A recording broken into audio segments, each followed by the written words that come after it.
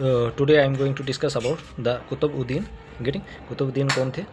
Sultan Qutbuddin was the next ruler. ठीक है, ये उसके बाद शहाबुद्दीन के बाद नेक्स्ट रूलर कौन आगे थे आपके पास? हमारे पास sultan Qutbuddin was the next ruler. Getting ये नेक्स्ट रूलर थे। His real name was Hindal. इनका जो रियल नाम था क्या था? हिंडल। याद रखना, वेरी वेरी इंपॉर्टेंट है। Qutbuddin was the next ruler. Getting his real name was Hindal. इनका जो रियल नेम था वो था हिंदल। हिंदल किसका रियल नेम था? Qutbuddin. Getting any important events worth mentioning during, मतलब क्या क्या इवेंट्स हुए थे इनके time.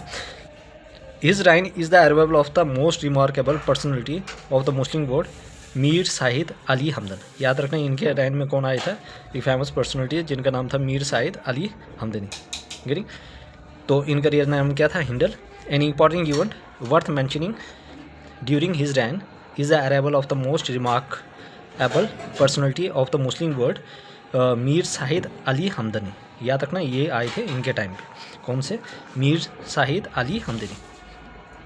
Mir Shahid Ali Hamadani was accompanied by about 700 Sahids from Hamdans who established their centers of missionary activities in different parts of the valley। इनके साथ साथ और भी शाहिद आए थे। उन्होंने क्या किया? अलग अलग मतलब कि डिफरेंट पार्ट्स ऑफ इंडिया, मतलब कि पार्ट्स में जाके अपनी इस चीज़ का जो मिशनरीज थी, मिशनरी जो एक्टिविटीज़ थी, इसको एस्टेब्लिश किया। याद रखना, Mir Shahid Ali Hamadani was accompanied by about 700 Sayyid. अपने 700 साहिद लेकर आए थे फ्रॉम हमदन से। वो establish their centre of missionaries activities. इन्होंने अपने जो भी सेंटर थे वो एस्टेब्लिश किए थे मिशनरी एक्टिविटीज़ के इन different parts of the valley. Getting ये इंपॉर्टेंट है, वेरी वेरी इंपॉर्टेंट। ठीक है, एक बार फिर बताना चाहूँगा कुतुबुद्दीन कौन थे। Sultan Qutbuddin was the next ruler. ठीक है, ये नेक्स्ट रूलर थे। याद रखना, ये क्या थे आपके पास? मतलब नेक्स्ट रूलर थे।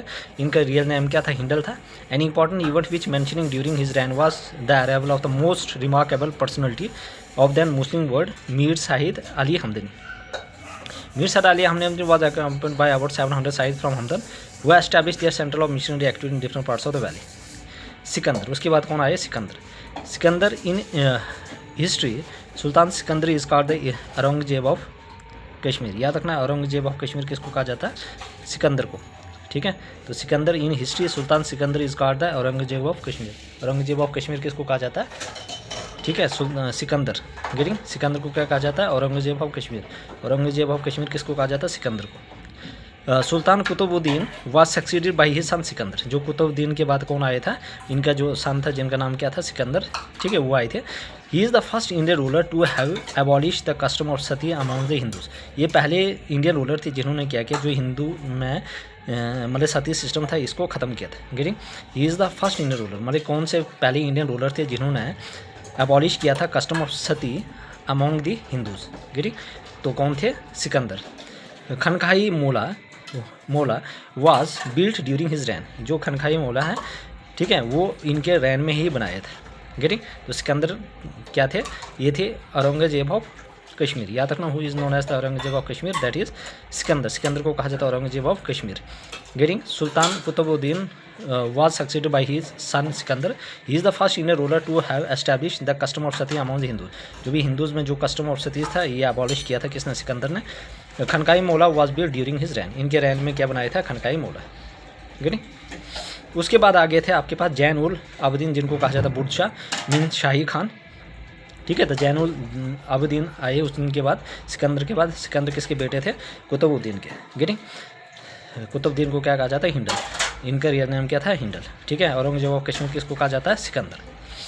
Zainul Abidin Bud Shah Shahi Khan ascending the throne. उसके बाद जो शाही खान आई है कुतुबुद्दीन, जिनका नाम था बुड्ढ शाह, इनको शाही खान भी कहा जाता है। Ascending the throne by the title of sultan Zain ul Abidin. और उन्होंने जब अपने टाइटल लिया, जिनका नाम किस टाइटल से लिया? सुल्तान जैन उल आबिदीन। तो Zain ul Abidin Bud Shah Shahi Khan ascending the throne by the title of sultan Zain ul Abidin.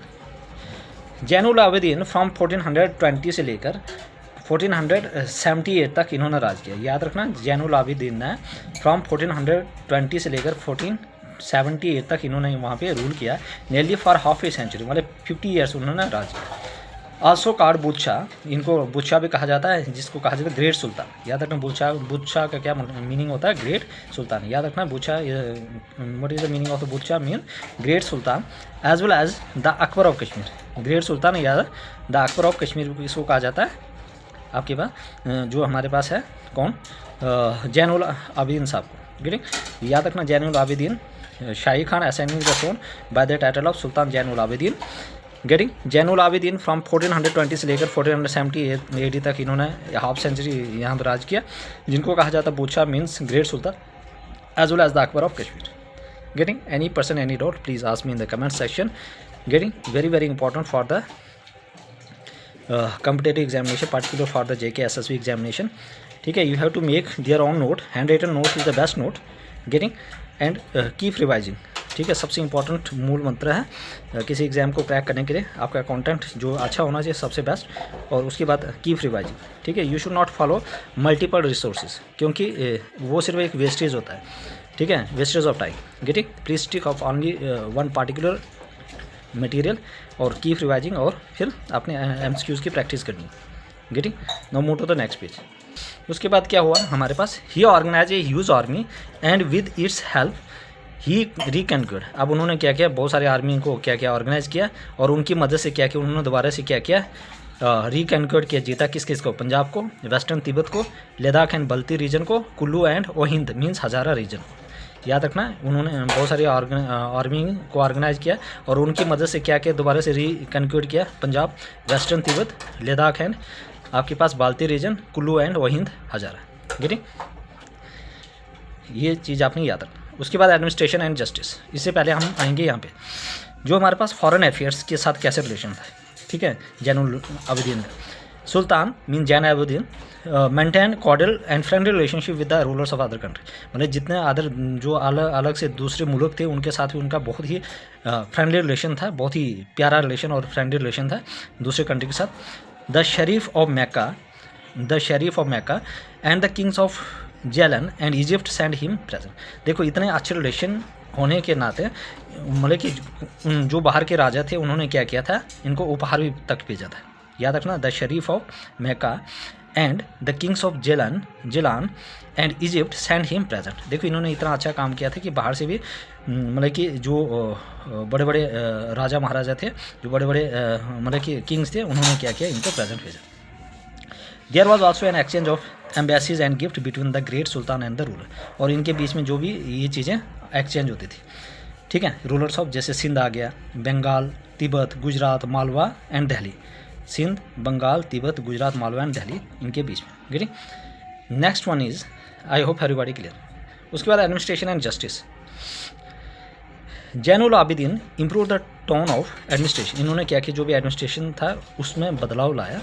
Which had suddenly been शेकन, मतलब कि इसने पूरा सिस्टम को हिला के रखा था, ठीक है। इतना अपने काम के साथ उनको इतना वो था कि भाई हमारे जो भी एडमिनिस्ट्रेशन है और जो भी जस्टिस है वो क्लियर एंड कट होने चाहिए, गेटिंग बिल्कुल, और वो बिल्कुल स्ट्रिक्ट थे। ये अपॉइंटेड टैलेंटेड पर्सन, उन्होंने जो पहले ऐसे थे उनको बाहर निकाला था, और क्या किया था, जो भी टैलेंटेड पर्सन थे, ठीक है, इन हाई एडमिनिस्ट्रेटिव पोस्ट, मतलब कि जिन्होंने रिक्रूट किया है जो भी टैलेंटेड पर्सन थे हाई एडमिनिस्ट्रेटिव पोस्ट में उनको अपॉइंट किया। इरेस्पेक्टिव, चाहे उनके लिए कोई जात पात नहीं थी, वो कास्ट और क्रीड, चाहे वो जिस कास्ट के किसी भी क्रीड के थे, गेटिंग, तो कास्ट और क्रीड है ना, किसी भी जात पात के थे, उनको सिर्फ ये देखना था कि भाई वो इंसान कितना टैलेंट है, कितना उसके अंदर नॉलेज है, और किस तरह से एडमिनिस्ट्रेशन को रन कर सकता है, गेटिंग। तो sultan had a high sense of justice, मतलब उनको था कि भाई हर बंदे को जस्टिस मिलना चाहिए। No one who committed a crime was spared however close he was to throne, और वो अपने उस काम के लिए इतने सही थे, अच्छे थे कि भाई अगर कोई भी क्राइम करेगा तो उसको बख्शा नहीं जाएगा, गेटिंग। तो वो हर बंदे को जिसके साथ भी क्राइम होगा तो उसको बख्शा नहीं जाएगा, तो वो उसके लिए बहुत ही दृढ़ता से काम करते थे, ठीक है। तो बहुत अच्छा काम किया था। The sultan had a high sense of justice and no one who committed a crime was spared however close to he was to throne. उसके बाद आ गया जाजिया वाज आल्सो एबॉलिश, ठीक है। इन्होंने जाजिया को भी क्या किया था, ख़त्म कर दिया। जाजिया मीन्स क्या होता है, means a tax lived on non Muslim in an Islamic state, getting. Jizya was a tax impose on non Muslim for state protection, मतलब उनके ऊपर क्या किया जाता था, नॉन मुस्लिम के ऊपर टैक्स इम्पोज किया जाता था, गेटिंग। उसको काजे जाजे को भी किसने एबॉलिश कर दिया था? सुल्तान ये जो जैनुल आबदीन थे। गेटिंग। मैंने याद रखना ये बहुत इंपॉर्टेंट, जाजे को किसने एबॉलिश किया था? आपके सुल्तान जैनुल आबदीन ने। Many grand ruler who were favourites of the king were severely punished when found guilty. अगर बहुत सारे जो भी फेवरेटिज ऑफ द किंग्स थे, ग्रैंड रूलर्स, अगर वो गलत काम करते थे तो उनको भी क्या दिए जाते थे? सजा दिए जाते थे। Getting. Sultan made many laws and got them engraved on copper plates. Getting. उन्होंने जो सुल्तान आबदीन जी थे उन्होंने क्या किया था? उन्होंने बहुत सारे लॉज बनाए थे और उन लॉज को कहाँ पे मतलब लिखा था? अनग्रेव्ड ऑन कॉपर प्लेट्स। और उन कॉपर प्लेट्स को कहाँ पे रखा था? पब्लिक प्लेसेस पे, कि ताकि पब्लिक भी जाने कि भाई जो भी गलत करेगा तो उसको इस गलती की ये सज़ा दी जाएगी। तो ये बहुत अच्छा काम किया था कि so that public should be aware of that particular laws. Getting. अगर इफ़ फाउंड गिल्टी, अगर कोई भी इंसान दोषी पाया जाता है तो उसको ये सज़ा मिलेगी, तो जिससे एक पब्लिक में डर रहेगा और वो कभी भी गलत काम नहीं करेंगे। गेटिंग। तो many ग्रैंडीज who were favorites of the kings were severely punished when found guilty. Sultan made many laws and got them engraved on copper plate, और किस पे ऊपर लिखा था? Copper plate, to be placed at the public place. तो ये बहुत अच्छा काम किया था। गेटिंग। उसके बाद one of the most outstanding feature of his administration was just and liberal treatment for the Hindus. मतलब कि उनको जो भी ट्रीटमेंट था बिल्कुल लिबरल और ट्रीटमेंट दिया था किसके लिए? हिंदूज़ के लिए। बहुत ही अच्छा काम किया था इन्होंने। गेटिंग। तो इसमें वो कोई भी डिस्क्रिमिनेशन नहीं थी कि हिंदू या मुस्लिम या सिख, उनके लिए हर एक धर्म एक जैसा था और वो इक्वल ट्रीटमेंट देते थे सबको। गेटिंग। और जस्टिस। गेटिंग। याद रखना जाजिया किसने एबॉलिश किया था? आपके पास सुल्तान जैन आबदीन ने।